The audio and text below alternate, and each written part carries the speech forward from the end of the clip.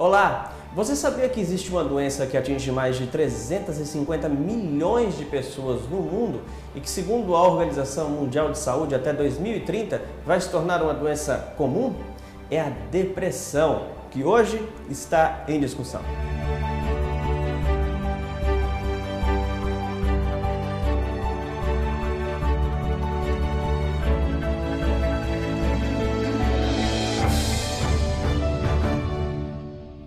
Para trazer para esse debate, nós estamos com Clécio Cabral, ele que é psiquiatra, e também nós estamos com o psicólogo André Memória. Sejam todos bem-vindos e a gente já começa fazendo um questionamento.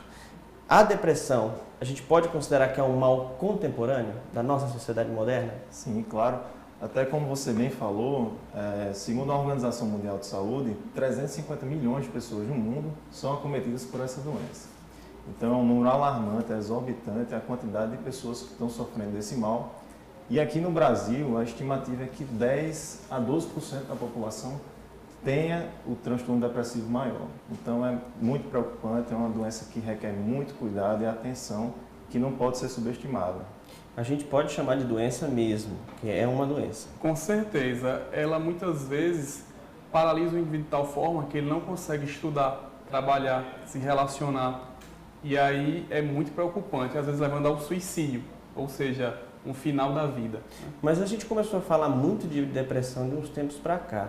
Ela é um mal que veio dessa nova sociedade que a gente está vivendo, que exige tempo, pressão, competitividade. Isso pode gerar depressão, é isso ou não? A sociedade hoje em dia está muito associada a isso, assim, a sociedade capitalista, aquela demanda que você tem que trabalhar, a jornada de trabalho exaustiva, você tem que cumprir metas, horários, rigidez de horário, pressão psicológica relacionada a um bom salário, a condição financeira.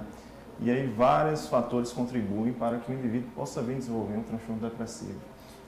Pode ser genético e aí vai desenvolver isso dentro dessa sociedade? É mais ou menos isso? Todas as doenças, transtornos têm traços genéticos, todas, invariavelmente. Mas o que desencadeia geralmente são as condições sociais e ambientais que aquela pessoa vive, né? Se a pessoa vive uma condição que é muito estressante e aí o dia a dia atual, como você comentou agora há pouco, e Clécio também, ele é mais assoberbado, é mais cheio de atividades. Você não via seus avós, seus bisavós com tantas atividades como você tem hoje, né? Eles nem tinham a tecnologia que a gente tem hoje para poupar tempo. Exatamente.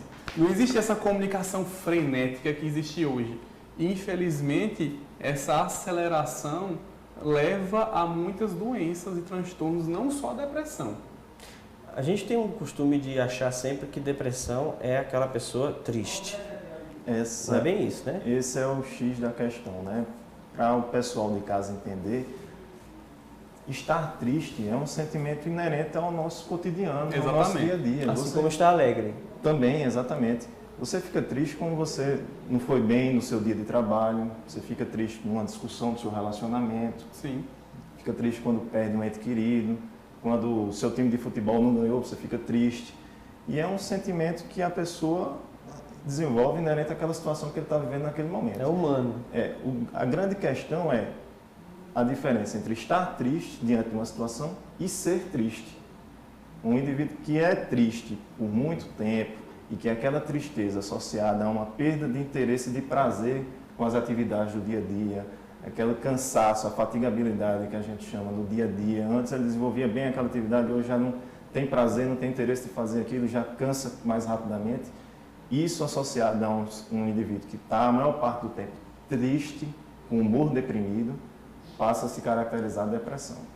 Mas também tem a depressão das pessoas extremamente alegres, ou uma pessoa alegre não tem depressão? É muito comum você ouvir histórias de palhaços com depressão. Acho que seria um caso bem claro, né? Alguém que alegra pessoas, né? Que teoricamente está alegre no seu trabalho, no seu ofício, mas na verdade ele vive uma depressão. Porque a depressão muitas vezes ela é encoberta e aí a pessoa vai parecer alegre, vai transparecer para os seus colegas, amigos, familiares uma alegria, sendo que internamente ela está, vamos dizer assim, acabada, né? E a depressão está consumindo-a. Muitas vezes isso é comum, infelizmente. Mas a depressão, ela é uma desordem química no cérebro? Será que dá para explicar assim?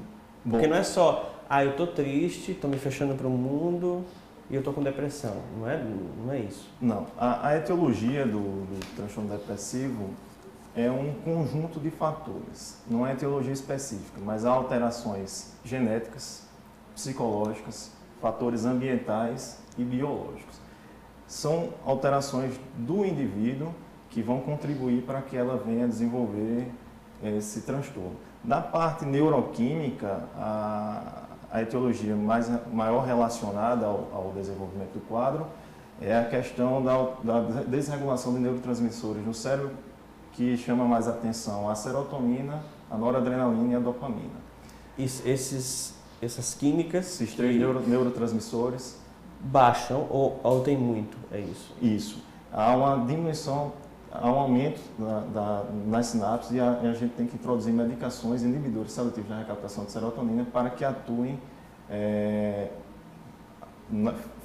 quimicamente no cérebro, ajudando o indivíduo a... Então o remédio ele ajuda a compensar essa a falta ou excesso dessa química no cérebro. Compreendi. E a partir de saber que é uma desordem química, tem a parte do psiquiatra, que é a parte dos medicamentos, e tem a parte do psicólogo, que é fundamental também. Porque o organismo, ele produz essa química naturalmente, vamos dizer assim. E na depressão, ele fica com esse déficit. Muitas vezes o medicamento ajuda a recuperar.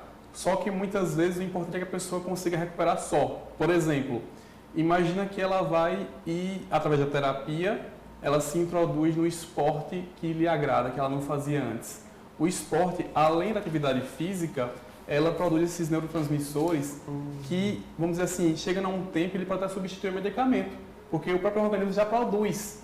Então a pessoa não precisa ficar tomando remédio pro resto da vida. Tem cada casos caso é um caso que dá para reverter. Exatamente, isso é muito bom. Uma depressão leve acomete o indivíduo, ela pode ser tratada exclusivamente com a psicoterapia. A psicoterapia, por si só, vai resolver o problema do indivíduo e ele vai ter a remissão dos sintomas e voltar a ter qualidade de vida. A depressão pode ser também moderada e grave. Sendo grave, ela pode apresentar sintomas psicóticos, que são delírios e alucinações, e sem sintomas psicóticos. A depressão moderada, há indivíduos que só com a psicoterapia também são bem tratados e evoluem com remissão dos sintomas. Mas a partir da depressão moderada já pode coexistir um tratamento medicamentoso associado. Vamos primeiro identificar os sintomas. Quem está em casa assistindo agora a gente quer saber, será que eu tenho depressão ou não? Que tipo de sintomas a gente pode chamar a atenção? O pilar da depressão são três fatores. Caracterizar a existência de um humor deprimido, a anedonia, que é a perda de interesse e prazer com as atividades. Vai perdendo as conexões com as pessoas, com os objetos, vai se fechando. Vai se fechando, não tem mais prazer com coisas que ela tinha antigamente.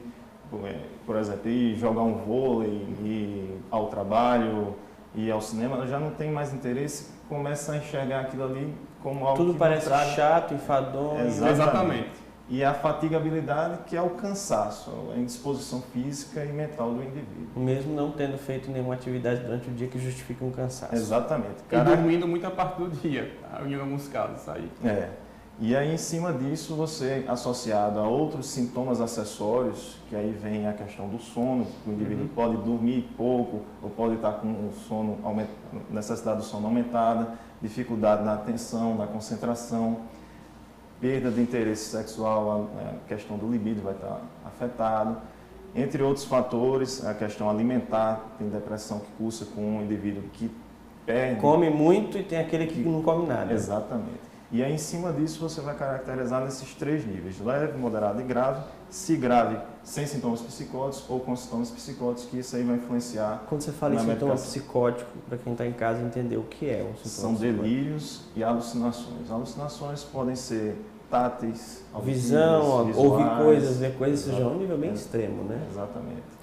Ok, a gente vai dar uma paradinha na nossa discussão, porque daqui a pouco eu vou querer saber, né? E aí, identificou o problema? Como é que faz para se tratar?